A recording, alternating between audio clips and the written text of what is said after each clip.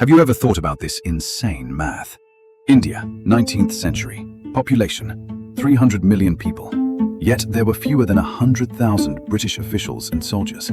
That's a ratio of 1 to 3,000. If the locals simply spat all at once, the British administration would be washed into the ocean. Any rebellion should have destroyed them in 24 hours, but the empire stood for centuries. On what foundation? We are told about machine guns in the Navy, but that's a lie. There aren't enough bullets for everyone. There was another secret, an invisible network that bound the empire stronger than steel. History's first offline social network, Masonic lodges. The empire's main problem was logistics. How do you govern people in the jungle the same way you do in London? The Irish found the answer back in 1732. They invented a brilliant thing, the traveling warrant.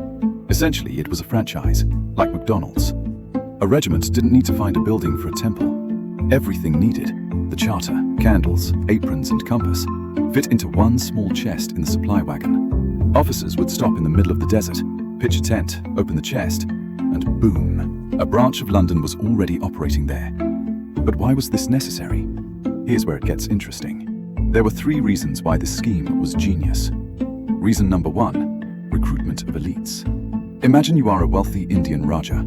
You have mountains of gold. But to the British on the street, you are a native, a second-class citizen. You won't be allowed into a gentleman's club. Insulting? Very. But the Masonic Lodge was the only door that was open. Here, racism was turned off.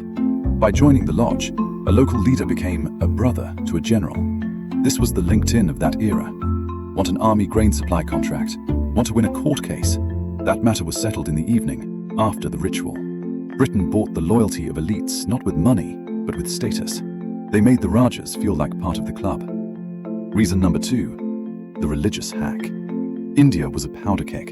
Hindus, Muslims, Sikhs, they had been feuding for centuries. And then the Masons offered the perfect hack.